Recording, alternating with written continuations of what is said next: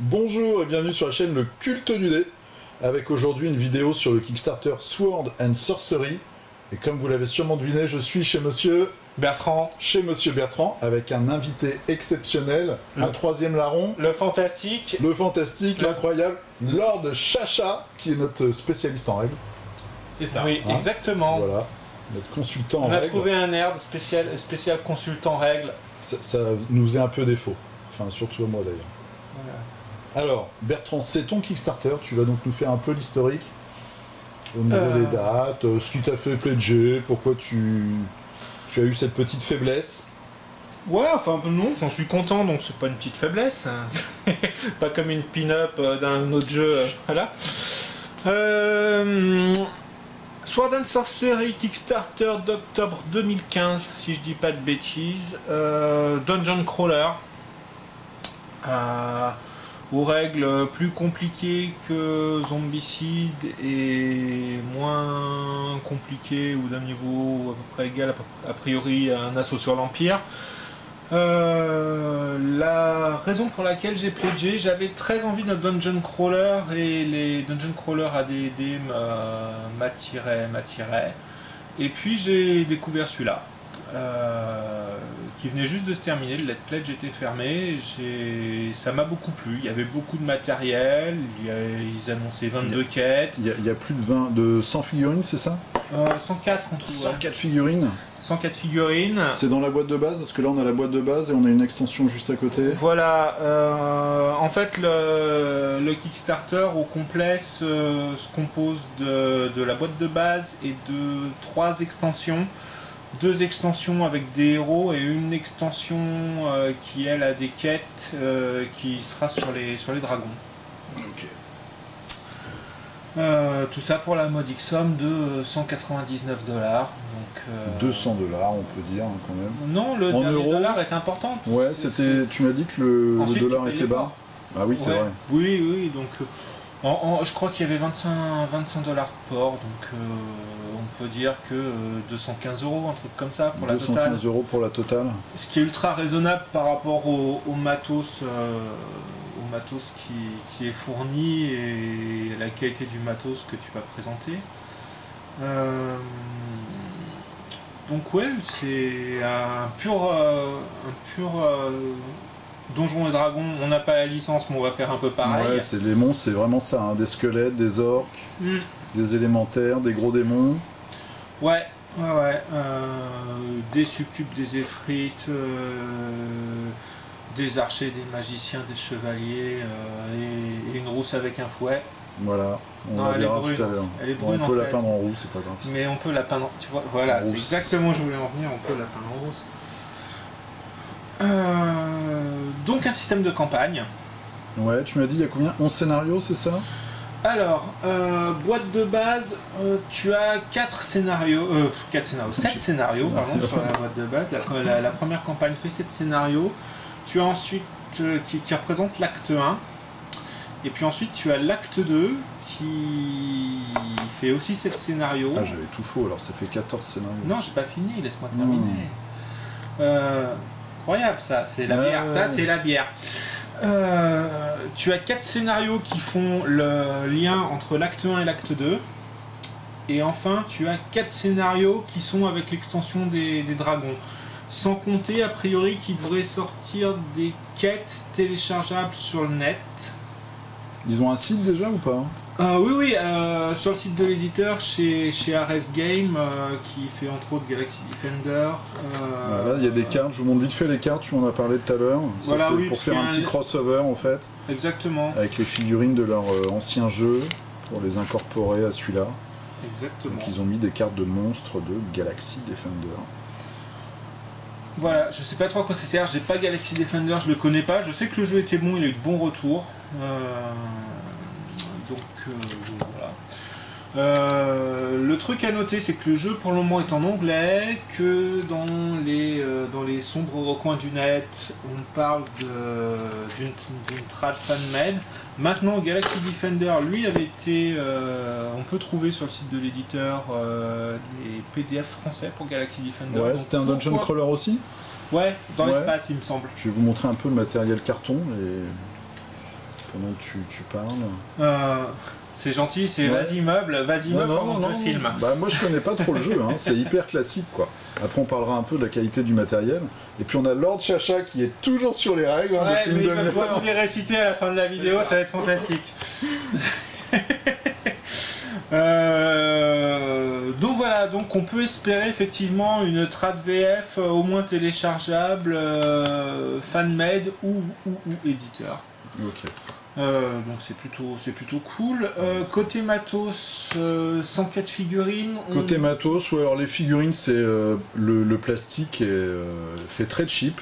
Hein. C'est pas le meilleur plastique du monde. Quand on le voit au début, on se dit c'est vraiment pas terrible. Mais les figurines sont bien détaillées, comme je vous montre depuis tout à l'heure, et une fois peint, bah, ça le fait. Moi, c'est ce que je me suis dit. C'est quand on voyait les sculptes 3D, j'étais un peu surpris par la qualité du plastique. Ensuite, je me suis dit que les mecs qui mettaient... Ouais, 104 figurines pour 200 balles, c'est... Enfin... Après, pas étonnant non plus. Ouais, c'est du pré-collé. Hein. J'ai vu qu'il y aurait besoin de faire un peu de millipute sur certaines ouais, sur les grosses, peut-être, il y a des endroits... Non, pas que sur les grosses, j'avais vu tout à l'heure, voilà, par exemple, là, je vais juste vous montrer ça. Voilà, il y a des trous, mais ça, c'est habituel. Hein. Voilà. Entre la jambe et le pagne. Les lignes de flash, bon, pas plus qu'ailleurs. Après, bon, il y a des choses tordues, ça c'est voilà, bah, tout ce qui est épais, très fine. Il y a une énorme séance d'eau chaude, d'eau froide. Travail à faire, il y a des choses qui sont un peu penchées comme ça, mais ça c'est pas grave. Hein. Bah, on verra, de toute façon on va vous tenir au courant parce que. Après c'est du gris.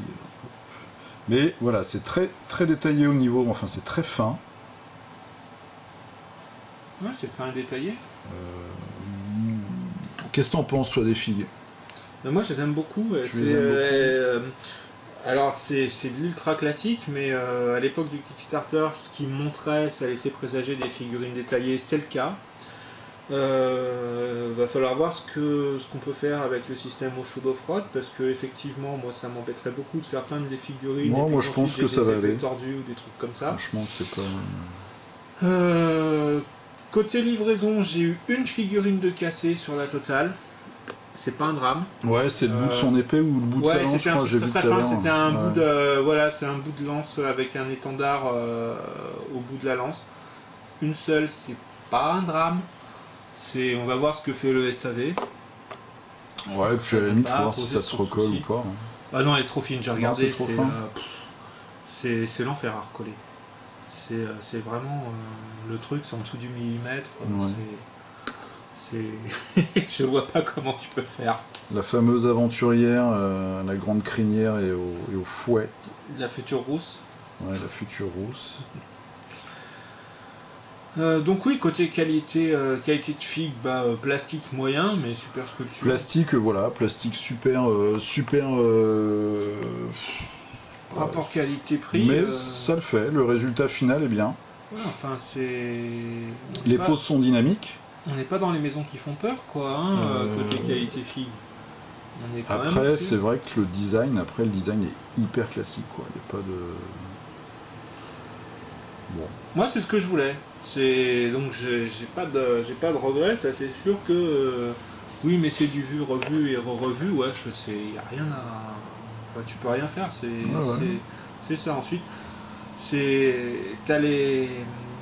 t'as Drist ou Menzobo chez ADD, enfin c'est Magic, la boîte qui fait Magic qui fait ça, Wizard of the Coast. Il était tout en anglais, les figues étaient pas terribles, en plus c'était voilà une aventure, une boîte 100 balles, donc j'avais vu ça, je me suis dit que ça pourrait le faire. On montrait qu'ensuite on verrait, donc comme ils avaient en plus un bon retour à l'époque du Kickstarter, déjà sur leur premier jeu. Ouais, chouette, je me suis dit, allons-y. Et puis l'avantage, c'est que tu l'as fait tomber, ça pète pas. Là, t'es sûr que ça va aller. Niveau... Attends, on va montrer quelques cartes. Donc il y a des règles de piège. Hein, Lord Chacha qui nous disait tout à l'heure, j'adore ce nom. Ouais, tu vas t'y faire. Je vais m'y faire. Puis en fait, à chaque fois que tu ouvres une porte, t'as un piège, hein, c'est ça. C'est ça. Tu prends ou coffre, c'est systématiquement, il faut tirer une carte piège au hasard. Voilà, voilà. Il y a un peu de tout, c'est pour vous montrer les graphismes. Bah, là aussi, c'est très classique. Hein. En fait, il n'y a pas un... ouais. Moi, ce qui me rebuterait un peu là-dedans, si tu veux, je trouve ça trop générique. Tu vois, il n'y a pas un illustrateur avec vraiment une patte spéciale. Mais bon, voilà. Après, Oui, t'as raison. On est dans du contenu, c'est beau, c'est joli, mais c'est pas original. Il y a quand même pas mal. Il y a beaucoup de cartes. Hein. On a fait des paquets. Il y a plus de 220 cartes. Plein de choses, plein d'équipements, plein de pouvoirs. Il y a un petit truc un peu spécial. C'est que quand les héros se font...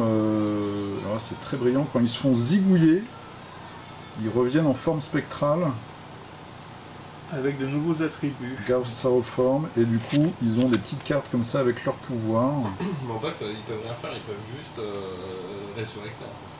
Ils peuvent... ouais, parce que là, il y a un compteur de HP, visiblement.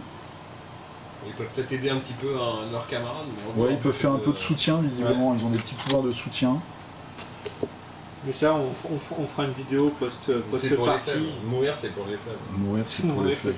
Mais en fait, tu peux mourir et revenir, du coup, alors. T'as une espèce de compteur de pénalité, quoi. C'est une espèce de pénalité, ouais.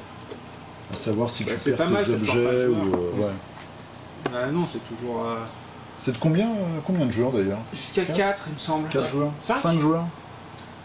Tu vois, c'est bien, on a quelqu'un qui lit les règles et tout. C'est hallucinant. Tu vas revenir, toi. C'est hallucinant. Bon, je vous montre un peu les cartes. Voilà, au niveau graphisme. Et puis les tuiles. Alors, voilà, ça, il y a un paquet de tuiles. Ça, c'est que la boîte de base, hein, ces tuiles-là. On n'a pas mélangé. Alors, c'est que la boîte de base, oui, puisque celle de l'extension doit être dans l'extension. Je les ai pas mélangées. Donc déjà, elles sont droites, elles sont solides. C'est du, c'est pas de la camelote. Oui. Et puis, on est juste en dessous d'un FFG. Ouais, enfin niveau solidité, c'est pas. Non, j'allais dire j'allais peut-être te dire peut-être 1 mm ou 1,5 mm en moins en épaisseur de dalle, mais enfin voilà, c'est de la bonne cam. Elles sont solides, elles vont pas s'abîmer comme ça. Ouais, pour jouer, t'as pas besoin de plus, hein, je pense. Précision importante, j'ai tout dégrappé sans problème. Ouais. Pas le cas de tous les jeux, surtout les pions. Il y a énormément de pions. Ah, on les a pas. Oui, tu les as mis dans des petits sacs. On les a pas déballés pour pas que tu te galères après. Ouais, le culte du dé des spéciales pions, on fera ça un jour peut-être. On manque d'inspiration ou si on a plus de sous pour des jeux. On pourra faire un spécial pion. Donc là aussi des graphismes assez classiques, mais c'est très diversifié. En tout cas, il y a plein de possibilités d'endroits différents, la nature, des cryptes, je pense. Des trucs un peu délabrés, des temples, des palais. Il y a aussi des créatures. Alors des tentacules. Des tentacules. Moi je dis ça ressemble à des tentacules. Tout à fait. Je trouve pas ça très chanceux, moi, mais bon. En tout cas, il y a beaucoup de diversité. Il y a un petit cercle. Une zone d'invocation. Voilà. Ça c'est pour le culte. Voilà, c'est pour le culte. Je vais me mettre autour du cou.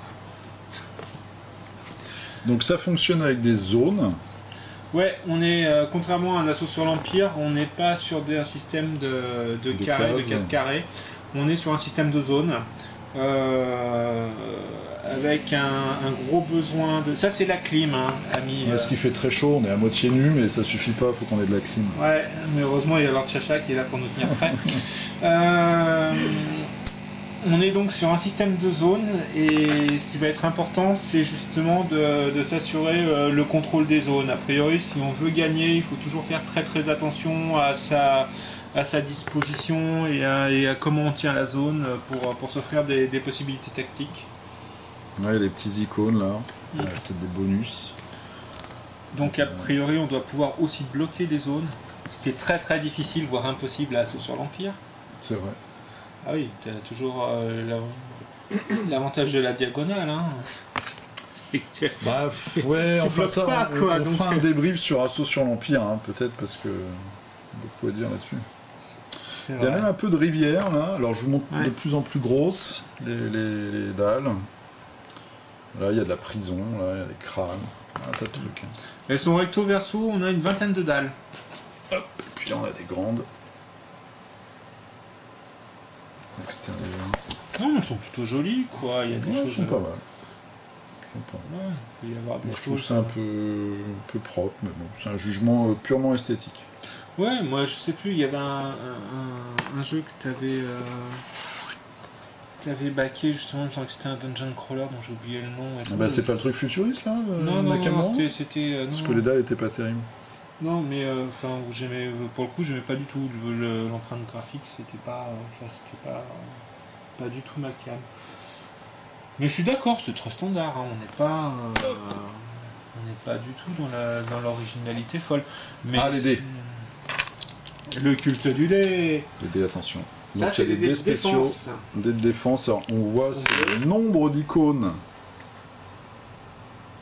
Voilà, même sur une même face, c'est comme Assaut sur l'Empire en fait. Plein de petits symboles dans tous les sens. Voilà. Et ça, c'est les dés d'attaque. Les dés d'attaque en rouge. Puis je pense qu'on peut lancer des sorts. Oui, le magicien il lance des sorts. Voilà. Point qu'on n'a pas précisé, c'est que chaque héros en fait peut être joué de deux manières différentes. Ah oui, avec les alignements. Voilà, vous pouvez par exemple choisir il y a une figurine, elle est ou nécromancienne, ou elle est invocatrice. Donc c'est pas les mêmes sorts, c'est pas la même feuille de Et ça, perso, tu sais si c'est dès le début de l'aventure ou si ça non, évolue. je sais pas, je pense que tu dois pouvoir choisir de ce que j'avais lu, mais vite fait, et ça fait longtemps, c'est que normalement quand tu choisis ton perso, ensuite tu choisis ce que tu veux être. Ok. Donc là je vous montre, c'est la map du premier scénario. Donc c'est quand même assez grand. Hein. Ouais. Il se passe plein de trucs, il y a plein d'icônes dans tous les sens. Bon. Et il y a des bons retours alors sur les forums, c'est ce que tu disais. Les premiers retours sont très encourageants. Voilà, aujourd'hui les jeux sont arrivés cette semaine, il y a déjà des gens qui ont pu réunir un groupe de camarades et y jouer. Les premiers retours sont bons, comme d'hab il y aura peut-être un peu d'adaptation ou autre chose comme ça, mais les gens sont contents d'y à des monstres. Ils trouvent le jeu très punitif. Ah c'est bien ça. Voilà, alors Chacha est en train de nous faire oui. Bah, les monstres verts et bleus, ils peuvent prendre des niveaux quoi. Ah oui, alors il y a des couleurs, c'est pour ça on est dans du dungeon crawler à niveau. Ouais, Hein, à niveau, mais dans les deux sens quoi, c'est même les monstres. Hein. Donc vert et bleu, il y a aussi du rouge. Bah, en fait, vert et bleu, vert c'est le basique, bleu c'est le normal, rouge c'est l'élite et violet c'est le punching monster. Violet c'est le gros boss. C'est la punition quoi. C'est le Ah, le punishing monster. Ouais, c'est là où on sort les chaînes et les fouets quoi. Ouais. Et voir. C'est celui qui gratte le dos quoi. Et pas que. Et pas que. Donc oui, voilà, on peut jouer, il y a deux types de personnages, enfin voilà, pour un personnage on peut jouer deux types d'alignements et avec les pouvoirs qui vont bien derrière. Quoi dire d'autre? Une belle extension avec des dragons qu'on va présenter. On va regarder ça, je vais te voler le livre de règles. Donc vas-y, t'as regardé, il est assez épais hein. Ouais, il a une bonne... Parle-nous des règles, tes premières impressions après lecture. Qu'est-ce que t'as après lecture? Il est simple à lire, il est vraiment didactique, il est simple à lire, il est bien fait. Ouais, alors moi par contre je vois plus rien. À cause du soleil, je vois des pages blanches, mais hop, je vais mettre ça sur mes genoux. On ne veut pas ça. Donc il y a une gestion du terrain, avec quelques petites illustrations. Mouvement, c'est de l'activation alternée, non? Les monstres, t'as vu? Non, c'est pas alterné, c'est tous les joueurs jouent et après les monstres s'activent. Et après les monstres s'activent après, des zingues, tout ce qui reste sur le plateau. Ça. Et ils viennent piquer les monstres. Ils viennent piquer tout ce qu'ils peuvent piquer. Les héros. J'ai vu qu'il y avait des choses très, très marrantes. Par exemple, dans le choix d'un monstre, tu tires une carte pour savoir qui le monstre va prendre pour cible. Et par exemple, ça peut être le joueur qui a le plus de pièces d'or. Oui, ils ont des c'est marrant, ça. Ouais, ils ont une façon de cibler très originale. Où ils ont leur cible préférée quoi. Ouais, donc ça va pas être forcément le tank qui vont aller charger, mais... Le petit qui lance des sorts là, le fluet là, voilà, il a l'air bien. Derrière tout le monde. Non, puis je pense qu'en fait ils s'adaptent en fonction de leur caractère pour prendre celui qui massacre plus facilement. Ce qui est logique quoi. Ils sont pas si cons. C'est bon. Là je vous montre vite fait les héros. Donc je pense qu'on fera peut-être des vidéos de suivi ensuite là-dessus, enfin on va présenter les extensions dans une autre vidéo. Et puis il faudra faire une partie pour savoir un petit peu de quoi il retourne. Exactement, puis un retour sur ce que ça donne une fois que ça a fait un coup d'eau chaude au froid, est-ce que vous pouvez l'envoyer à la peinture moi j'ai pas d'inquiétude là-dessus, hein, franchement. Tu sais, moi je parle pour les bourgeois, c'est-à-dire les gens comme moi qui font peindre leurs figurines, et à un moment c'est un investissement Oui, bien sûr. financier, Mais, donc ça vaut le coup de le faire aussi tout à coup. non, je Avoir pense une que figurine penchée, qui redevient penchée au bout de quelques temps, t'as pas à t'inquiéter là-dessus. c'est moins cool.